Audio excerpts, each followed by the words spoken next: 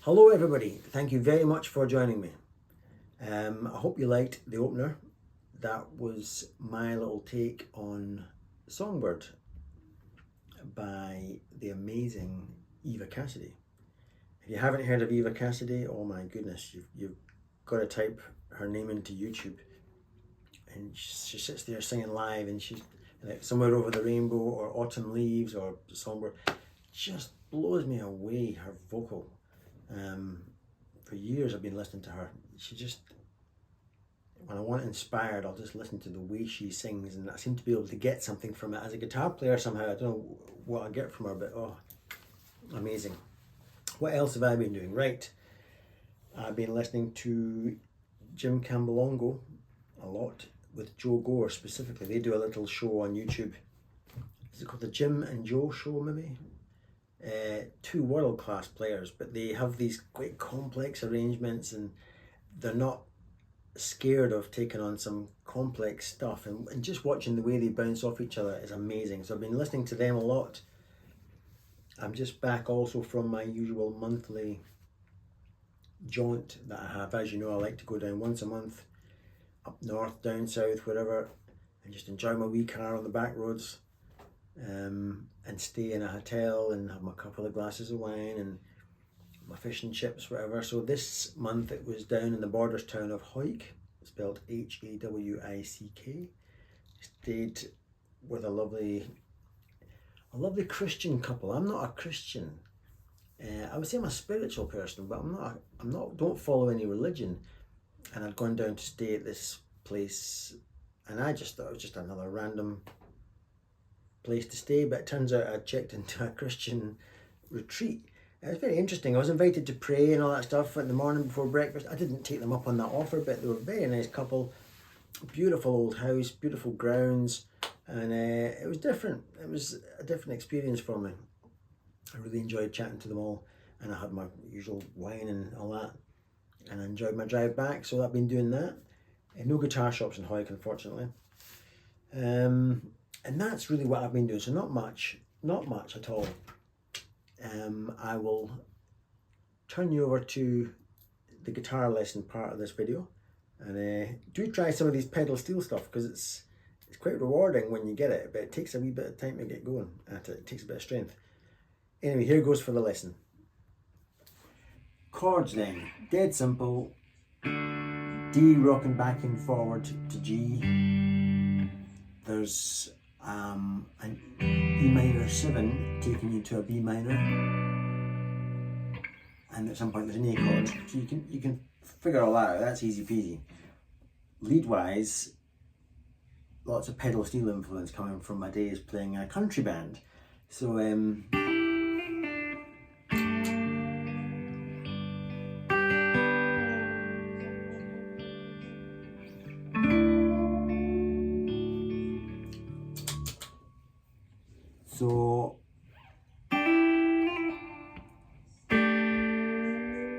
bending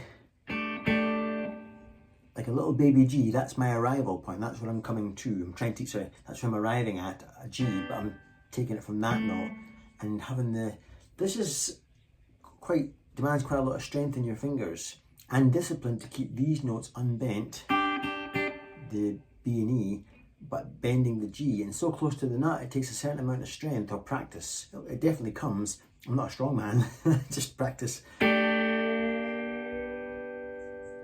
And you want to be very accurate, as opposed to in blues you can get away with deliberate scruffiness.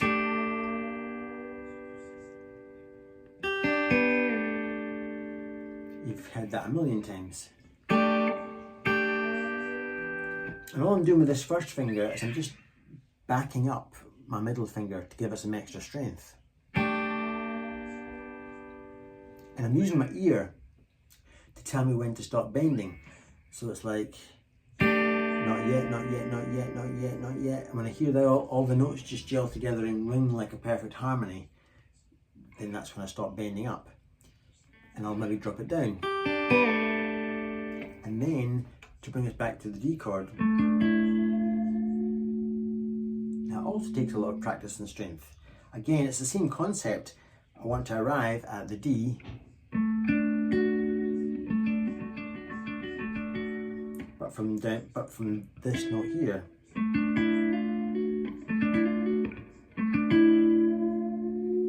Very sort of pedal steel.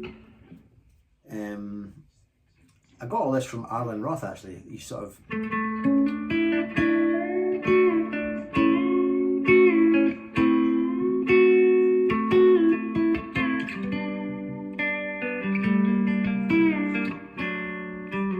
love all that.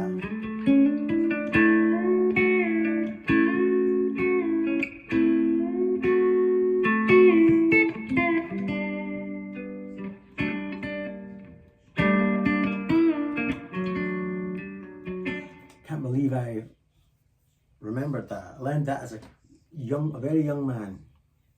Would you say a kid?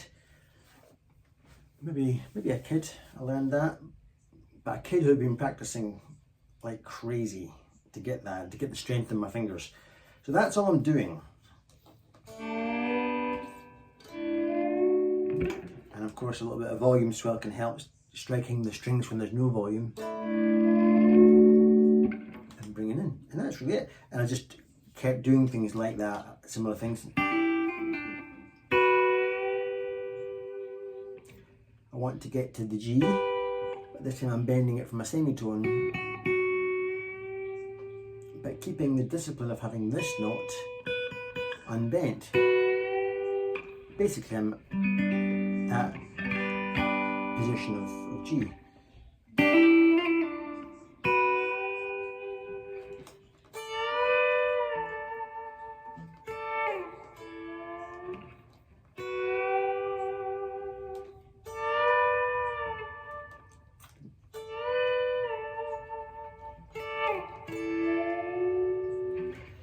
So just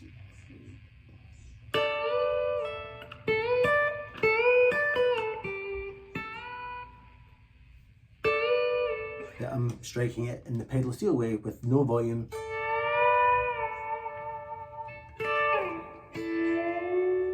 And that's very much like that, but that's coming from the heavy strings down. This has come from the thin strings up. Same as I did down there. And then I'm just following the chord changes as I'm going to the E minor 7.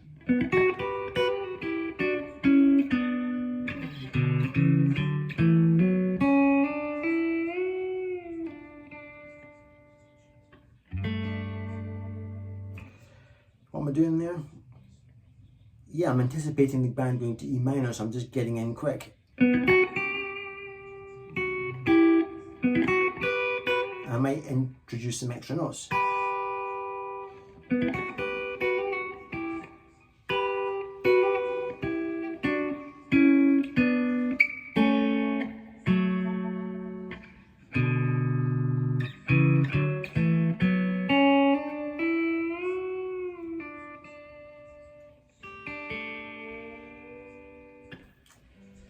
It's all done with mirrors, isn't it? That complex bit was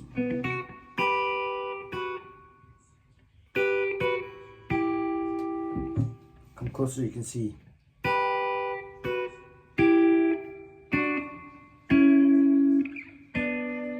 This middle finger just floating around.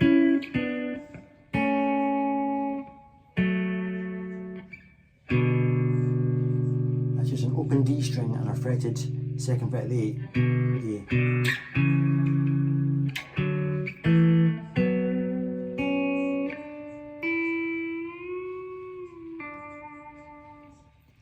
Just following the chords from down to there.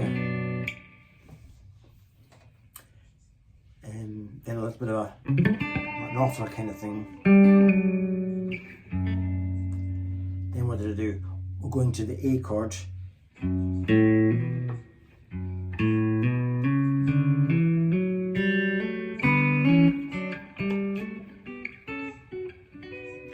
What did I do there? So we're now about to go to the A.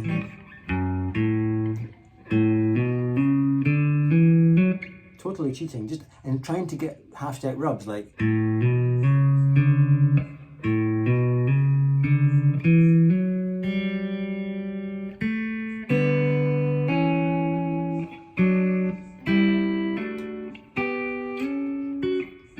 One more time.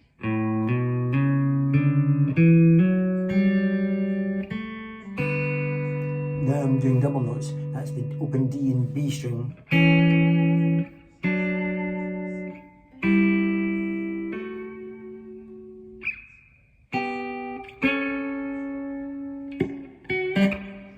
Excuse the scruffiness there.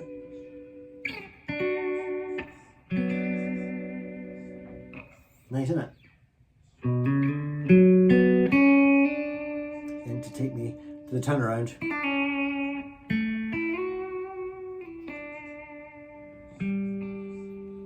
I do a lot of that suspending the fourth. That's the chord. There's the fourth. And then I do other things. I sort of reference, we're now on to the, what we're doing? We've gone up to the 4 chord, the G. And I throw little notes in that seem to sympathize.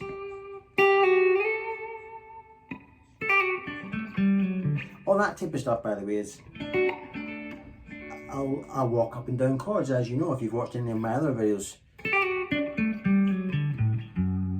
Just my sheer familiarity with the shape I'm in and what notes will fit.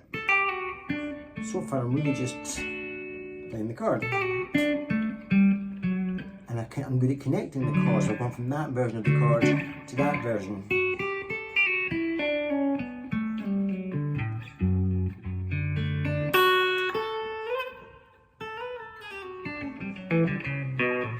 I'm just good at connecting them all together. Remember, there's 4 positions of every chord. 1, 2, 3. I say 4, but really just 3 because now I'm back to the first one. Get good at connecting all of that together and you'll be better, quicker. Then more general stuff.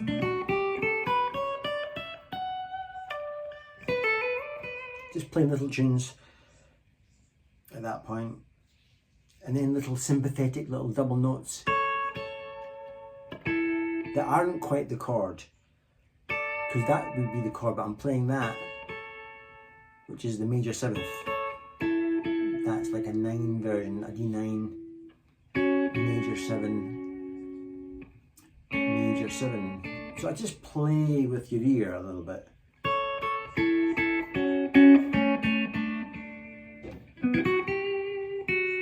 Then as you go to the B minor.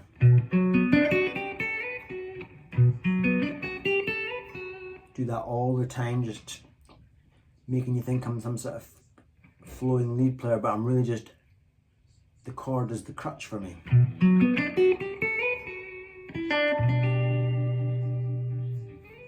Just following the chords. If ever you hear me do things like that, it's just me playing the chord. That's a G chord, that's a G chord.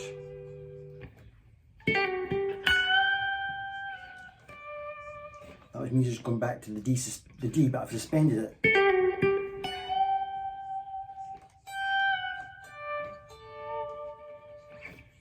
And so on. That's the kind of stuff that I was doing there.